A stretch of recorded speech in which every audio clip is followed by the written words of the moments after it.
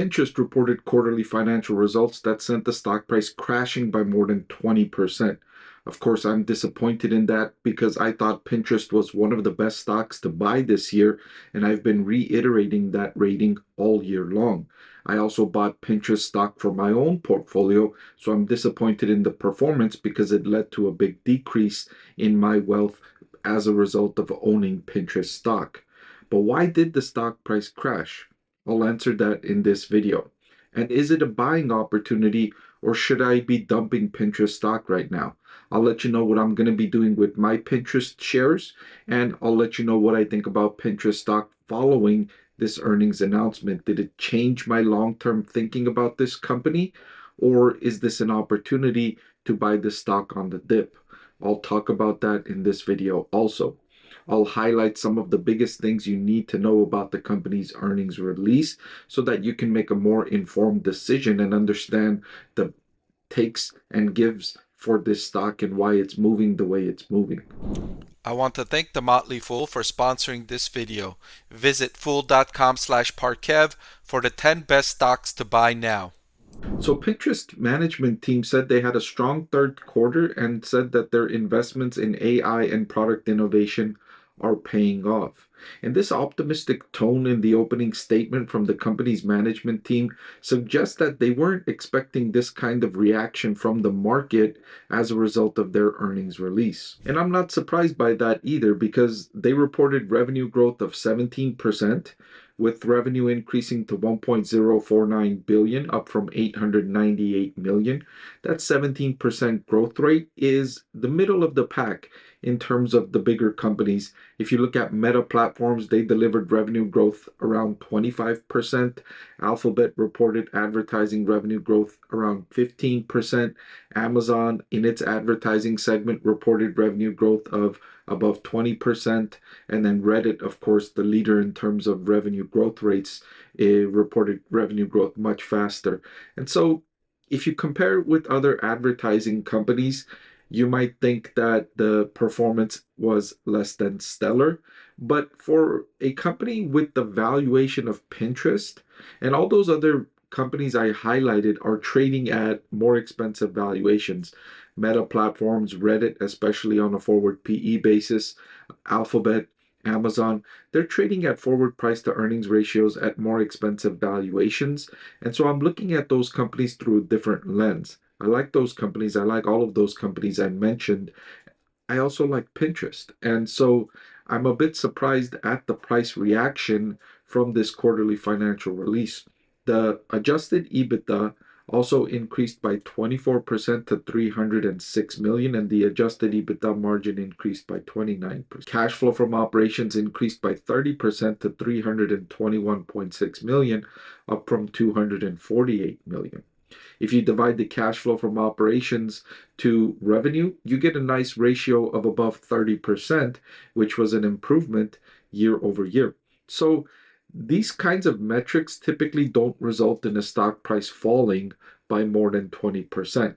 Now, there was something in the earnings call that could have concerned and spooked investors. The management team said that they saw moderating advertising spend from retailers in the United States and Canada, especially those that are impacted by tariffs. And so that's a sign that that large segment of important investors or important advertisers in Pinterest business could cause the company's revenue to be more challenged in the upcoming quarters. But that's a short-term issue, right? The tariffs are going to impact these retailers, and I've been talking about how tariffs are going to be significantly negative for a lot of businesses and a lot of consumers in the United States in the near term. But as those businesses adjust to the impacts of tariffs, they are likely to make some adjustments. For instance, reduce the number of SKUs. If they have certain product categories that are impacted by tariffs, they might no longer sell that product. They might just say, let's discontinue that or pause selling that product for the next few years if it's going to be impacted by tariffs. we don't want to be selling that product at a much smaller profit margin, and we don't expect we can raise price on consumers and see them purchase those products.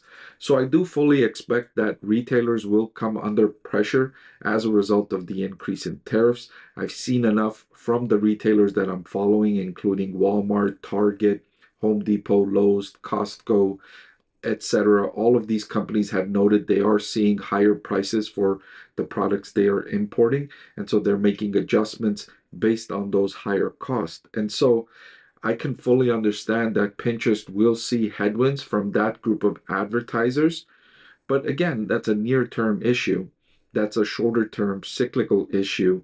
And these are the kinds of issues I prefer to have when a business is seeing its price falling, rather than structural issues that are likely to impact the business longer term. For instance, consumers switching to streaming content instead of watching content over a cable connection, right? That's a structural, longer term issue that's never likely to reverse. That's going to impact those cable companies negatively for forever, essentially, right? Because that's never likely to reverse.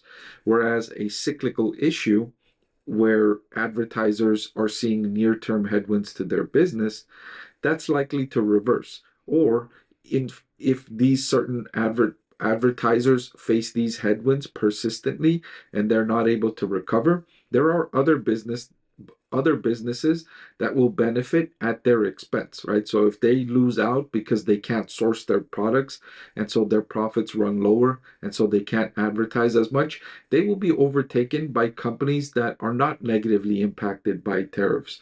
Companies like Netflix, right, which is seeing a positive as a result of tariffs because people are spending more time at home. People are spending more time watching Netflix. And so Netflix is likely to experience a boost in consumer engagement and subscriptions. And so maybe Netflix decides to advertise more to take the place of these retailers that are not advertising as much. So that's the impacts that I'm seeing from what the management team discussed about tariffs and the negativity. I see it as a short-term issue. Over the next 1 to 4 quarters, they will experience this negative if it continues. They will experience this negative from the retail advertising segment. So that's the shorter term issues. Longer term, I saw a few positives, most notably the growth in monthly active users. Globally, they saw a 12% increase to 600 million monthly active users, and they increased monthly active users from the critical US and Canada region by 4% year over year to 103 million. The reason why this segment is most important is because you see the average revenue per user from US and Canada is the highest among any region at $7.64, more than 30 times higher than the rest of the world segment at just 21 cents. But the good news is that these categories are finally increasing robustly. Average revenue per user in Europe jumped by 31% and jumped by 44% in the rest of the world. You can see these are under monetized segments. These average revenue per users will never reach those levels of the US and Canada because folks in these other regions don't have as much purchasing power. And if you don't have as much purchasing power, then marketers are less interested in influencing your purchasing decisions. They don't want to pay as much to influence your purchasing decisions. But I can see a lot of room here to close the gap. It shouldn't be less than 1/30th of the revenue of the average revenue per user in the US and Canada. I can see it being closer to half of that, maybe 1/15th that average revenue per user. So I can see a lot of upside here in increasing the average revenue per user for the rest of the world segment. And that's going to be a nice tailwind for the company, considering that roughly 500 million of its monthly active users are from outside the United States and Canada.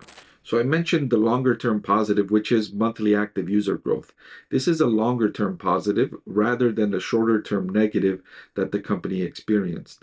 In the US and Canada, they increased their monthly active users from 102 million to 103 million. And this has been nice growth here for all but one of the previous 5 quarters. They've increased their number of monthly active users in the US and Canada. That's a great sign for Pinterest stock investors like myself. Also, they're accelerating the rate of increase in monthly active users 12% in the most recent quarter. That's up from 11% growth in the quarter before that and 10% growth in the quarter before that. So you have 2 consecutive quarters of accelerating growth of monthly active users, and these are people that are likely to stick around the platform and generate revenue for the company for an extended period beyond the near-term headwinds that the company is experiencing in its US and Canada segment as a result of the tariff impact. So following this price decrease, Pinterest is trading at a forward price to earnings of 17.6, which is on the lower end of where you've been able to buy this stock going all the way back to January of 2023. The valuation is close to the lowest it's been, which was around April, following the initial announcements of tariffs when it was trading at a forward PE around 12 to 13. Furthermore, when looking at my proprietary discounted cash flow valuation calculation, the stock is trading at a significant discount, in my opinion. Current market price is $26. Intrinsic value per share is over $75. So you can understand why I've had this stock rated as one of the best stocks to buy. And this price decrease of more than 21% on the day following the earnings release, I see as a big opportunity. I see this as a buying opportunity. And what I'll be doing with my shares, I will not be selling. I'm not interested in selling any of my shares. In fact, I'm likely more interested in adding shares to my portfolio. I might consider adding shares of Pinterest stock next week if the price remains anywhere near these levels. Even if it bounces up 5 or 10% from these lows, I will still likely be very interested in adding Pinterest stock to my portfolio, adding to my existing position. Hey, thanks for watching. I truly respect every viewer who takes the time to seek qualified financial analysis. Unfortunately, there are a lot of unqualified voices online giving unsubstantiated stock advice. My goal is to provide research that's grounded in data and professional training, not just what's popular. For those new here, I hold a master's degree in financial economics. I'm a CFA charter holder, an author, an adjunct professor of finance and economics. I've spent nearly a decade researching stocks professionally, and I'm here to help you make informed investing decisions.